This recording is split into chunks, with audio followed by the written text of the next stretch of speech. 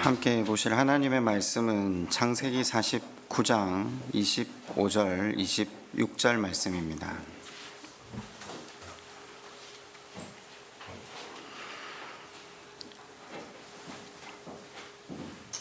창세기 49장 25절 26절 두 절 말씀을 우리 같이 한 목소리로 읽겠습니다.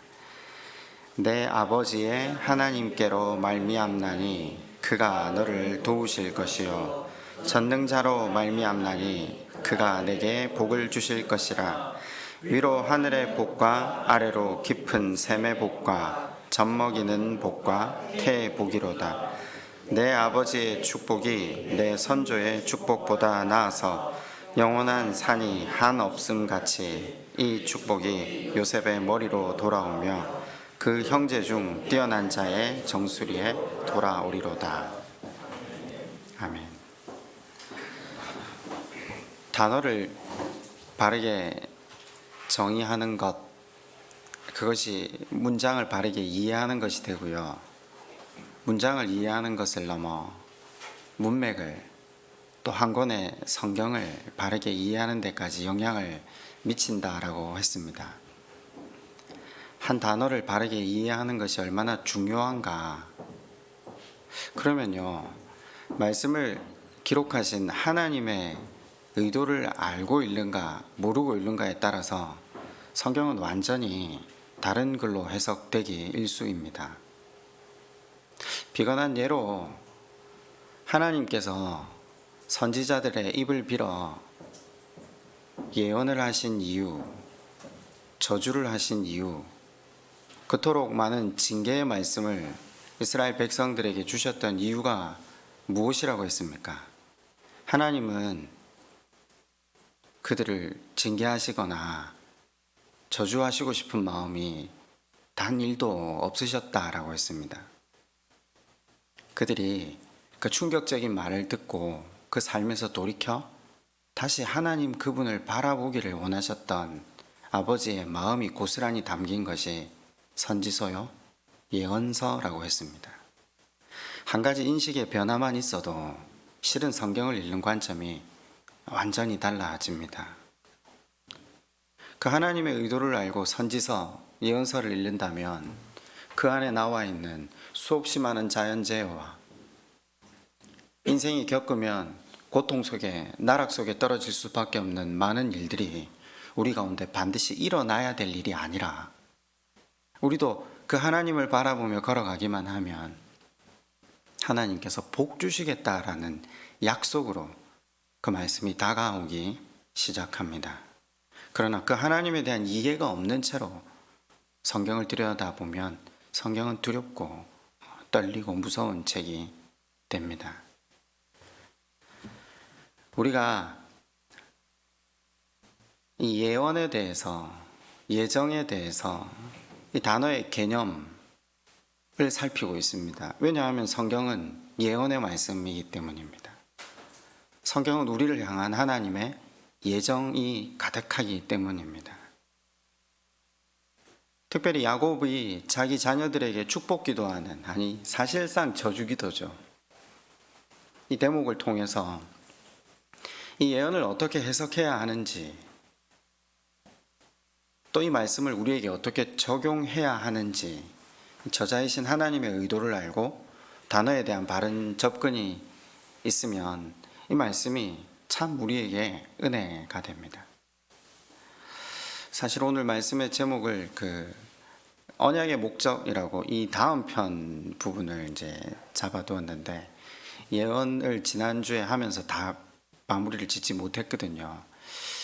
그냥 사실은 좀 이해가 되셨거니 하면서 넘어갈까 하다가 참 긴 세월 이 예언, 예정이라는 것이 우리 몸에 배어 있잖아요. 이 생각들이 떨쳐지기가 쉽진 않겠구나 싶어서 다시 한번 정돈을 하고 넘어갈까 해서 본문을 앞으로 다시 잡았습니다.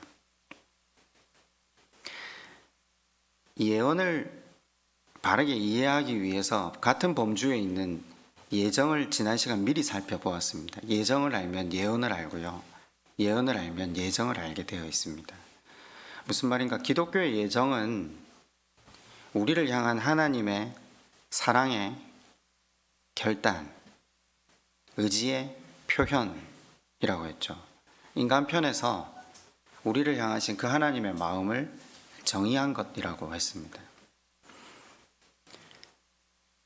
성경에 등장하는 예언은 점쟁이가 미래에 대한 예언을 하는 차원의 것이 아니라고 지난 시간 말씀을 드렸죠. 예언을 미래에 있을 일을 귀신같이 알아맞춘다라고 이해를 하면요, 어떤 오류가 생기기 시작하느냐, 항상 미래에 있을 일에만 삶의 초점이 맞추어지기 시작합니다. 성경은 예언이라는 것을 통해 우리에게 하나님께서 바라시는 바 의도는 미래의 일을 미리 가르쳐 주어서 미래에 초점을 맞추고 거기에 관심을 쏟게 하려는 것이 목적이 아닙니다. 하나님이 관심을 두게 하려는 것은 미래가 아닌 지금입니다. 수없이 많은 사람들이 그 하나님의 의도나 예언에 대한 단어적 성격을 몰라서 미래에 있을 일에 초점을 맞추게 해석하고 사람들에게 적용시키는 우를 범했던 적이 많았죠. 기독교 역사 안에. 그래서 사람들로 하여금 현실을 도외시하게 하거나 허무주의나 염세주의에 빠지게 한 적도 있습니다. 분명히 예언의 말씀을 가지고 현재를 무시하게 된다. 그것은 반드시 잘못된 해석이고 잘못된 예언의 적용이라고 보셔야 됩니다. 성경적 예언의 역할은 미래에 있을 어떤 일을 두고 말한다 할지라도, 그죠? 그것에 초점을 맞추는 것이 아니라 그것을 알고 염두에 두면서 그것에 비추어 현실에 충실하게 하려고 하는 것이 예언의 목적이라는 겁니다. 우리 모두는 예수 그리스도께서 다시 오실 것을 압니다. 그리고 믿습니다. 그러면 재림이 올 테니까, 재림을 다른 말로 종말이라고 하잖아요. 종말이 올 테니까 기도원에 들어가자. 집도 팔고 차도 팔자. 이제 온전하게 그분만 섬기자. 이런 식으로 누군가 해석하고 적용한다. 그러면요, 종말을 예언하신 하나님의 의도와 전혀 빗나가는 적용이 된다라는 겁니다. 무슨 말입니까? 곧 재림이 있을 거니까. 아니, 예수님께서 언제 오실지는 모르지만 우리에게는 또 각자의 종말도 있지 않습니까? 하나님께서 우리를 언제 부르실지 모르기 때문에요. 종말이 있을 것을 알고 그것에 비추어 지금 내가 어떻게 사는 것이 하나님이 기뻐하시는 삶일까? 그것을 결정하게 하고 생각하게 하는 것이 이 성경의 예언이 가지는 역할이라는 겁니다. 흔히 왜 교회 안 다니시는 분들이 기독교인들을 볼 때 그런 마음 가지시는 경우가 있잖아요. 매일 천국 갈 소망만 하고 그 교회에서 기도회만 하고 헌신 봉사한다고 집에 아들 밥도 안 차려주고, 어떻게 보면 한편으로 그분들이 하시는 말씀에 뼈가 있는 거죠. 하나님의 의도를 깨닫고 살아가면 삶이 한쪽으로 치우쳐질 수 없어요. 하나님은 우리로 교회를 주신 이유가 교회에서 말씀을 듣고 그 말씀에 비추어진 내 자신의 주소를 알고 내가 하나님 앞에 자격이 없는 자구나, 자격 없는 자임에도 불구하고 나를 위해 죽으시고 구원해 주시고 이 땅의 모든 삶을 책임져 주신 그 하나님, 그 하나님의 의도와 뜻이 무엇인가, 주신 가정, 주신 일터에서 그리스도인답게 사는 것, 말씀을 살아내는 것, 교회에 와서 프로그램이나 봉사나 헌신에 찰나의 변신을 꾀하는 것이 기독교인이 아니라 우리에게 주신 삶의 자리에서 말씀을 들고 버텨내는 것, 말씀의 논리로 살아가는 것, 그것이 하나님 우리에게 주신 소명이구나. 그래서 그 재림, 예수 그리스도의 오심을 기대하며 이 땅에 논리와 정반대되는 삶을 살아가는 이 어려운 삶을 삶에도 불구하고 조금 더 인내하자. 고달파도 이 삶 몇십 년 뒤에는 끝난다. 예수님 오신다. 아니, 예수님이 언제 오실진 모르지만 길어봐야 우리 삶도 뭐 50년 더 살겠습니까? 50년 하니까 되게 긴 것 같은데, 그죠? 예수님이 오신다. 기댈 구석이 있는 거죠. 다시 일어나 말씀을 순종할 담대함이 생기는 거죠. 그게 예언의 목적이라는 겁니다. 이해가 되십니까? 이 관점으로 성경을 보시면 성경은 두려울 게 하나도 없는 책입니다. 가계의 저주라는 이 용어를 우리가 책을 완전히 읽지는 않으셨어도 알고 있지 않습니까? 하나님은 가계의 저주를 애초에 하실 분도 아니고 그 말씀이 우리 삶 가운데 계속해서 이어져 갈 수 있는 성질의 것도 아닌데 수없이 많은 사람들이 그곳에 매여 사는 걸 볼 때마다 예언, 예정이라는 것 자체에 대한 이해가 완전하게 잘못되어 있구나. 예정, 예언이 기독교적 관점으로 바르게 정리가 되기 시작하면요, 이 야곱의 예언의, 야곱의 축복의, 야곱의 저주의 기도의 이유, 그러니까 의도가 우리에게 파악이 되기 시작하는 거죠. 이제 기독교의 예언이 조금씩 정리가 되어 가십니까? 이런 거죠. 조금 더 실생활에 쉽게 한번 적용을 해볼까요? 집사람이 저한테 며칠 전에 예언을 하나 했어요. 제가 이걸 예를 안 들려고 하다가 계속 한번 예를 들면 성도분들이 저한테 계속 말씀을 하실 것 같아서, 근데 그 집사람이 저한테 하는 예언을 딱 듣는 순간 선지자다. 제가 이런 생각이 들었어요. 뭐라고 했냐면요, 자기는 지금 다리가 아파서 절고 있는데 조금 다리가 돌아오면 반드시 축구를 하러 갈 거다. 그리고 평생 고생하고 살 거다. 그 말을 듣는데 마음이 저 사람하고 내가 오래 살았구나. 내가 뭘 목적 삼고 사는지, 내 감정이 어떤지, 내가 뭘 추구하는지 알구나. 그렇잖아요. 지금 성경의 예언의 성격이 이런 거예요. 그 사람의 인격, 성격, 행동 이런 것들을 조합해서 이 사람이 다음 뭘 할 것이구나 라는 걸 아는 거잖아요. 그걸 가지고 지금 예언하는 겁니다. 야곱의 예언이 이와 비슷한 부분이 있는 거죠. 그런데 제가 집사람한테 웃으면서 그런 얘기하죠. 한 가지 빠진 게 있다. 우리 그리스도인의 예언에는 하나님 그분의 은혜와 사랑이 같이 가야 된다. 이해가 되십니까? 하나님의 성품, 하나님의 속성, 하나님 이런 분이시구나. 내 삶 가운데 깨닫게 된 그 하나님, 또 말씀 아운에 배운 하나님, 물론 하나님은 공식에 매이시는 분은 아니지만 성경에 기록된 불변하는 하나님에 대한 기록이 있지 않습니까? 그분의 성품, 그죠? 신실하심, 변함 없으심, 그분의 사랑, 그분은 약속한 것을 깨시거나 어기심이 없는 분. 그 하나님의 행동, 하나님의 일하심을 적어 놓은 것이 성경에 기록되잖아요. 그 하나님의 마음이 절절하게 나타나 있잖아요. 하나님의 말씀이 기록되어 있는 게 성경인데 그 하나님의 마음 알갱이가 그대로 펼쳐져 있잖아요. 그 하나님의 속성, 그 하나님의 변함 없으신 은혜를 의지해서 예언해야 된다라는 거죠. 제가 집사람이 한 예언에 뒤에를 덧붙여야 된다. 제가 말은 안 했어요. 말을 하면 집에서 쫓겨날 것 같은 느낌 잠시 들어가지고, 그럼에도 불구하고 하나님께서 다시 나를 고치실 것이다. 여러분, 이게 예언입니다. 이게 이해가 되시면 정확하게 지금 성경이 말하고 있는 예언이 흘러가는 방향을 잡으신 겁니다. 말씀을 통해서 하나님의 마음이 들여다 보여지기 시작하면요, 하나님께서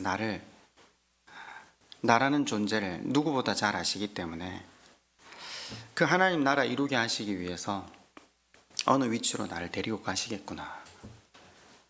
또 이쯤 되면 하나님께서 이런 일들을 통해서 나를 다시 훈련시키시겠구나. 그게 느낌이 오잖아요. 제가 지난주 예언해 봅시다라고 제목을 지었거든요. 사실 지난주 설교 말미에 우리가 우리 각자 우리 자신의 예언을 해보게 하려는 의도를 가지고 설교 제목을 지었는데 지난주에 우리 자신을 향해서 예언을 못했잖아요. 그래서 이번 주에는 거기까지 가야 되겠다 싶어서 다시 예언을 합시다 이렇게 해서 제목을 잡았어요.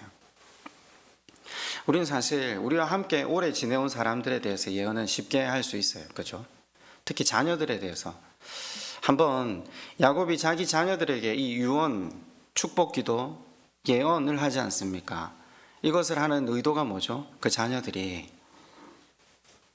부디 이 땅을 살아가면서 복을 받고 평안을 누리는 삶의 원칙을 전달하려고 하는 것 아닙니까? 그렇다면 우리도 말씀을 보고 우리가 행할 수 있는 지혜가 뭡니까? 우리도 예언하는 거죠. 우리 자녀들에게. 제가 1번, 2번, 3번 이렇게 딱 생각을 하면서 1번은 티네이저라서 지금 제가 예언을 하면 정확하게 마음에 새겨질 것 같아서 일단 다음에 제가 죽기 전에 해야 되겠다 싶어서 넘어가고요. 2번을 이렇게 보면서 저희 집 딸이 2번이거든요. 얘는 시키지 않았는데 사람을 참 잘 섬기더라고요. 항상 사람을 배려하더라고요. 우리 집 남자아이 둘의 정반대의 성격을 가지고 있어요. 다 자기중심적인 데 비해서 얘는 그렇게 시키고 강요한 적이 없는데 항상 잘 섬겨요.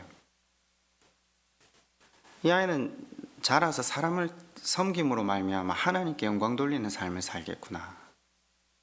제가 그렇게 축복해주고 예언해주고 싶더라고요.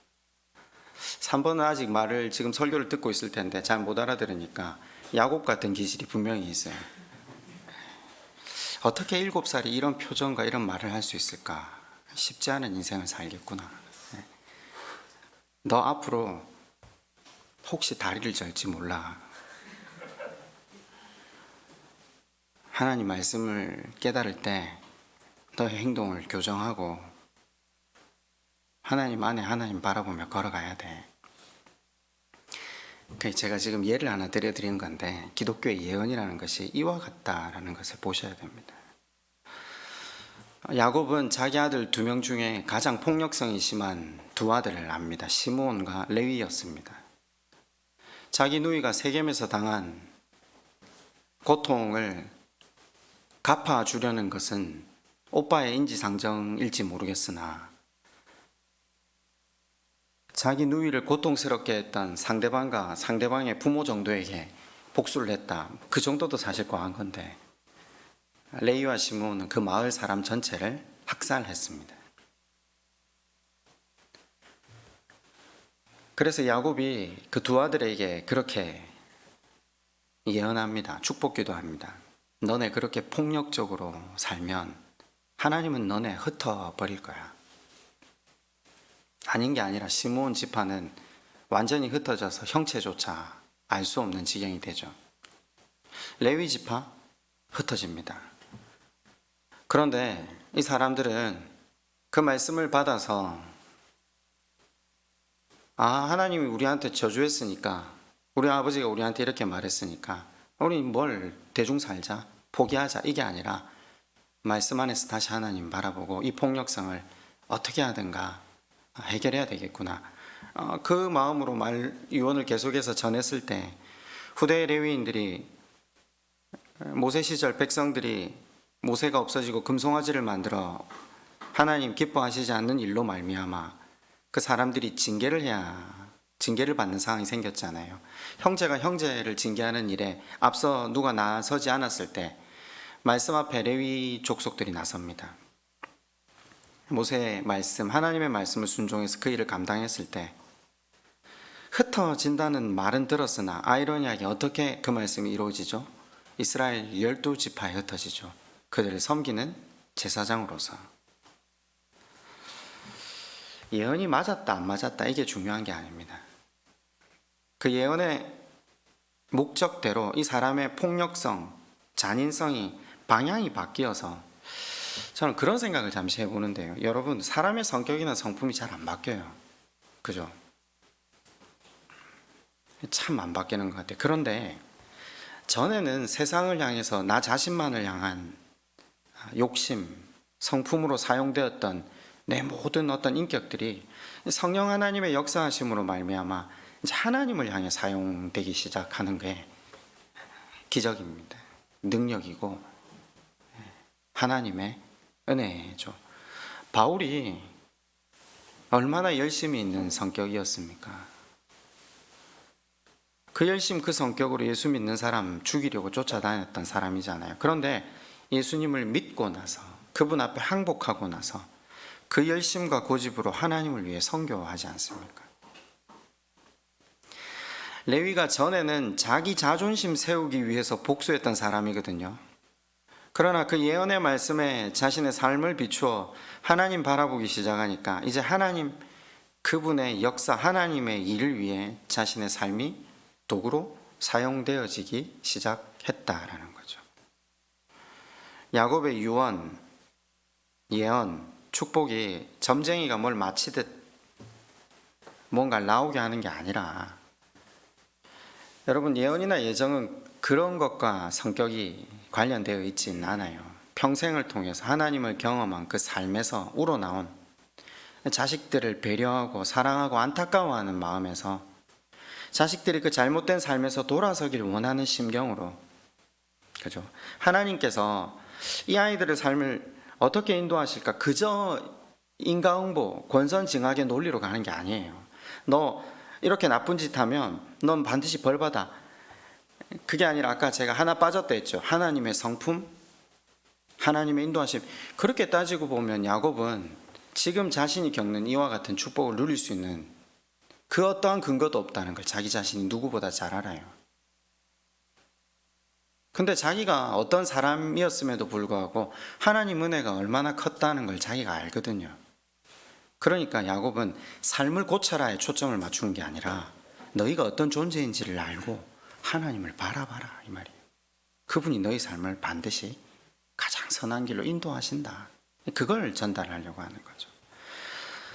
하나님의 공의와 사람의 삶, 그러나 그 하나님의 인격, 그 속성, 그 하나님의 성품이 그것과 만났을 때 앞으로 어떤 일들이 진행될지 그 충분한 묵상과 통찰력을 통해 정리한 내용이 49장의 내용이 됩니다. 여러분, 야곱이 새롭게 보이지 않으세요? 오늘 읽은 부분이 잘 한번 읽어보시면 굉장한 말씀이지 않습니까? 25절에 이렇게 표현합니다. 내 아버지 하나님께로 말미암나니 그가 너를 도우실 것이요. 내 아버지가 누굽니까? 자기 야곱입니다. 지금, 그죠?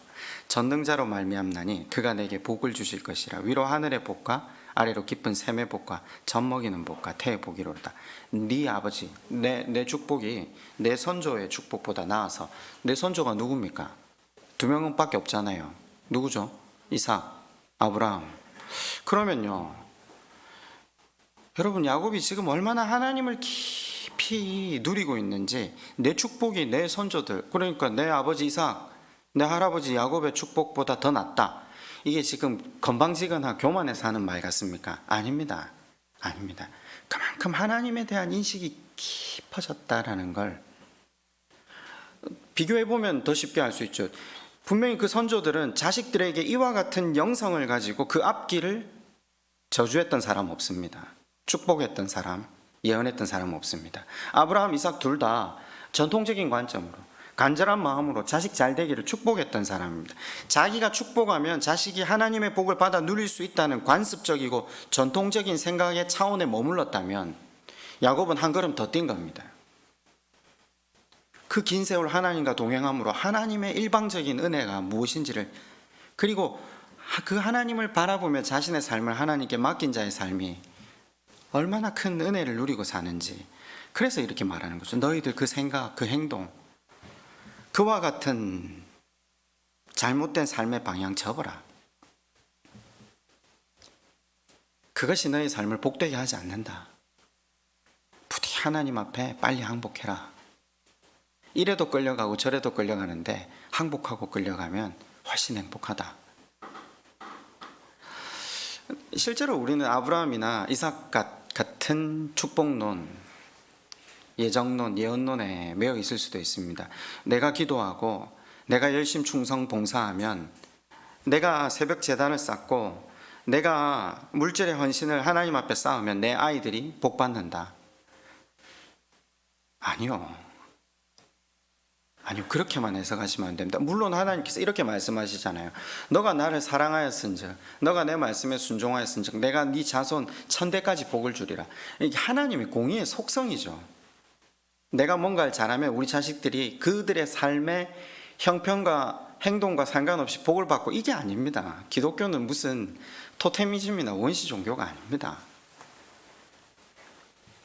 기독교의 복은 하나님 나라를 이루는 것, 이 땅 가운데 그 하나님 나라를 이루어 가면서, 물론 우리가 항상 관심을 두는 게 이 땅의 삶의 내용이잖아요. 저는 하나님이 이 땅의 삶의 내용을 도외시하는 분이 아니시라는 걸 압니다. 먼저 그 나라와 그 일을 구하라. 그리하면 이 모든 것을 너희에게 더하리라. 어디에 여러분 초점이, 무게중심이 가 계시죠? 먼저 그 나라와 그 일을 구하는 것이 우리 삶에 얼마나 큰 가치라는 걸 깨닫게 되면 무게중심이 사실 완전히 바뀌거든요. 근데 여전히 우리의 삶의 무게중심이 여기에 있다면, 이 땅에서 부족함이 없게 누리겠다 하신 그 하나님을 수단 삼기 위해 열심 충성 봉사하는 경우가 많잖아요. 근데 사실 그렇게 해도 하나님께서 이것도 주시고 이것도 주세요. 제가 본 성경은 그래요. 그런데 만약에 하나님 앞에 정말 항복하고 하나님 나라, 그 하나님의 말씀의 논리로 살기 시작할 때 하나님 두 개 다 우리 가운데 온전하게, 굳이 다리를 절지 않아도, 그죠? 굳이 타이르는 말씀을 듣지 않아도 갈 수 있잖아요.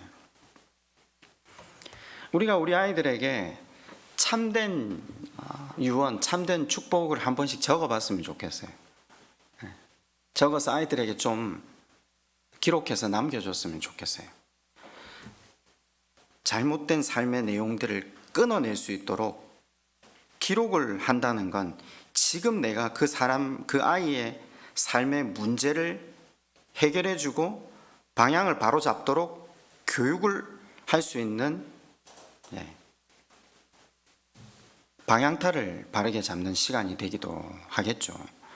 사실 야곱은 분명히 이 한계를 깨달았던 사람 아닙니까? 자기의 편에, 자기 중심적인 교육 때문에 하나님께서 요셉을 자기 손에서 떼서 다시 교육을 시켰거든요.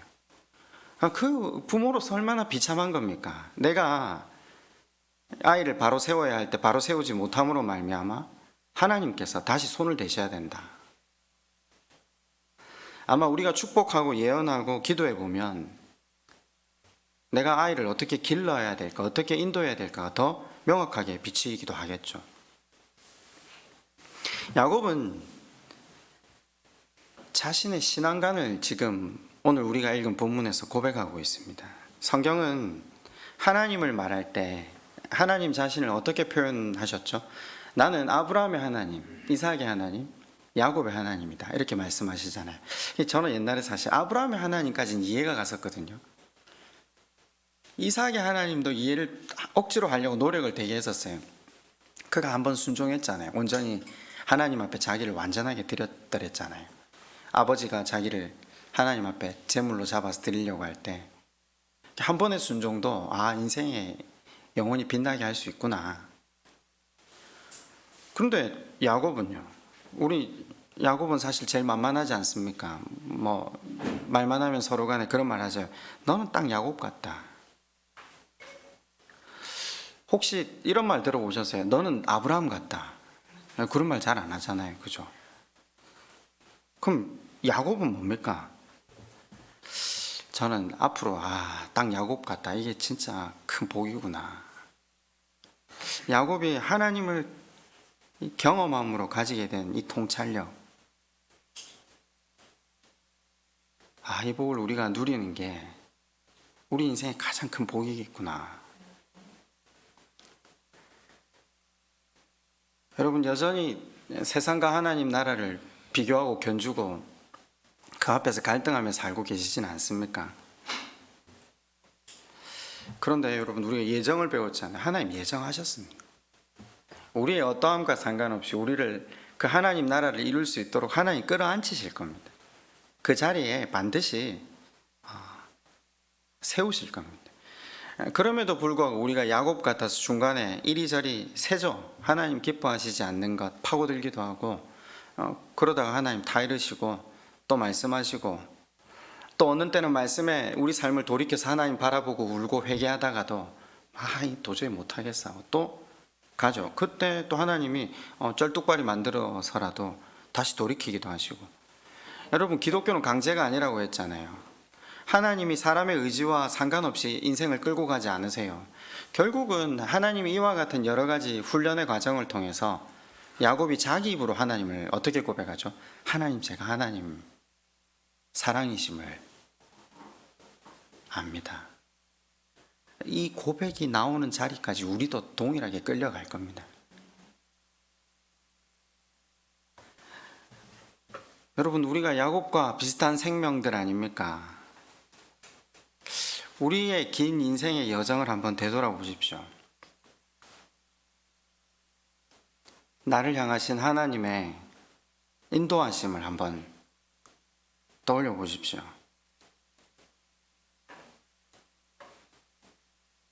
그 하나님의 그 신실하심, 변함없으신 사랑에 비추어서 다시 한번 여러분 자신에게 지금 한번 예언해 보시겠습니까? 그 예언이라는 건 어려운 게 아닙니다. 예언의 은사를 받아야 하는 게 아니라 그 하나님의 속성, 성품, 인도하심, 그리고 우리 자신이 어떻다는 우리가 누구보다 잘 알잖아요. 그 하나님이 나를 향해 가지고 계신 그 크고 놀라운 사랑, 십자가의 은혜, 그분의 속성, 성품을 기억하며 지금 여태까지 끌고 오신 여정, 그런데 아직 나는 이 모양이고 이 수준이지만 앞으로 하나님께서 나를 이런저런 훈련을 통해서 저기까지 끌고 가시겠지. 더 큰 하나님의 열심히 나를 인도해 가시겠지. 항복하지 않으면 하나님이 또 나를 다 이루시겠구나.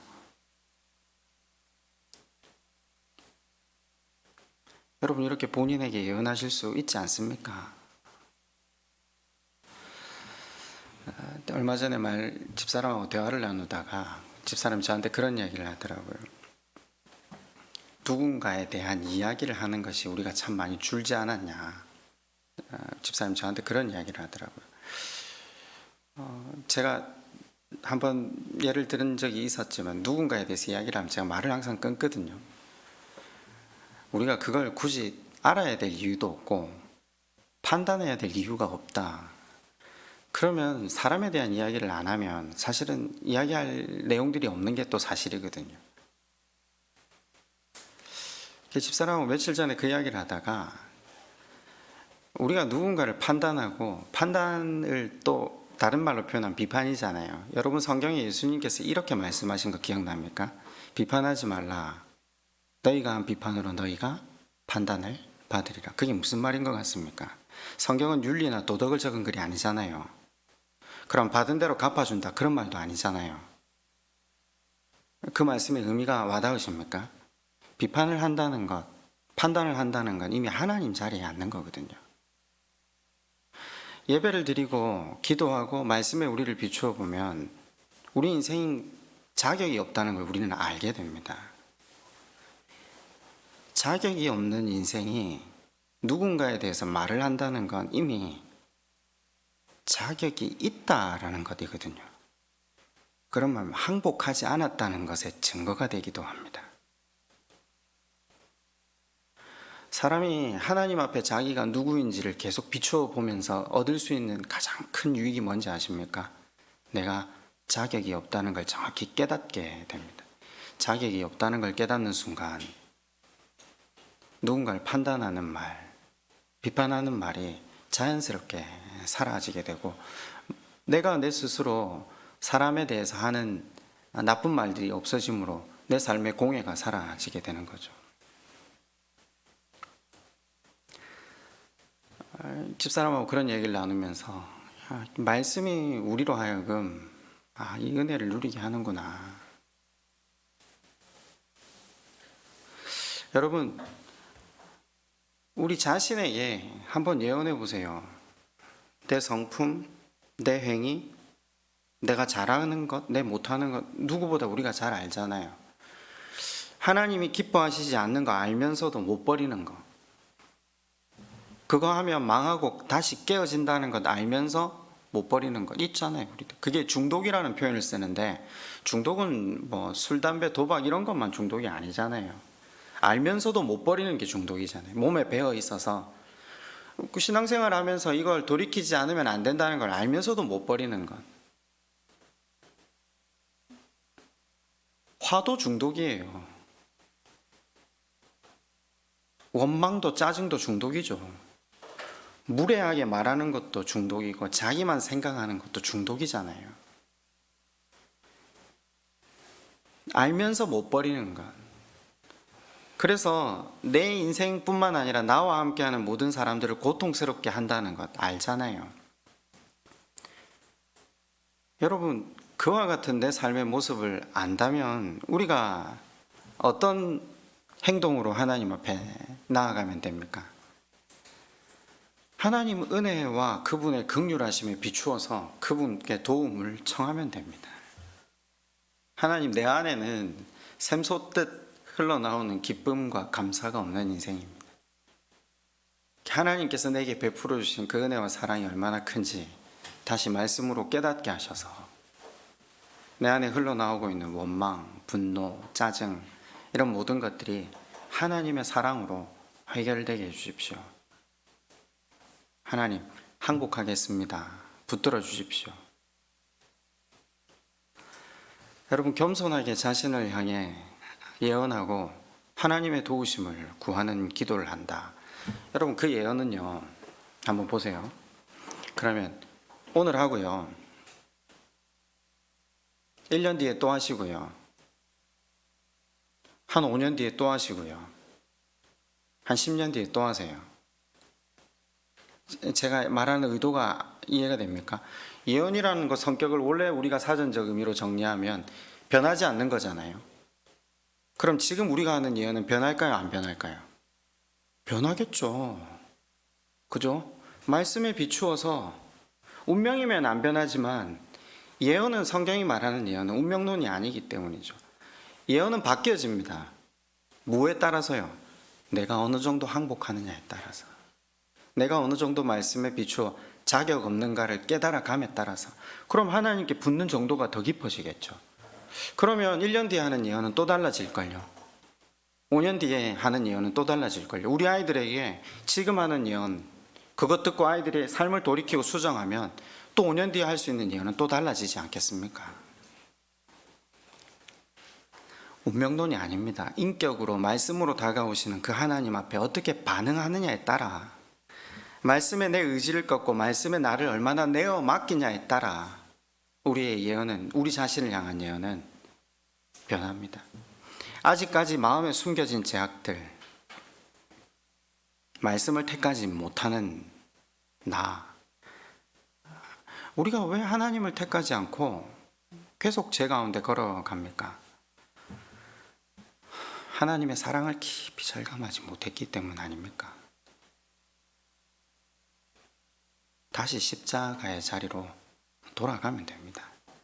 자격 없음을 알고 그 하나님께서 내게 보내주신 그 일방적인 사랑이신 예수 그리스도께 다시 우리의 시선을 고정시키며 도움을 구하며 나아가는 저와 여러분 되시기를 주님의 이름으로 축원드립니다. 여러분, 한번 눈을 감고 자기에게 한번 예언해 보십시다.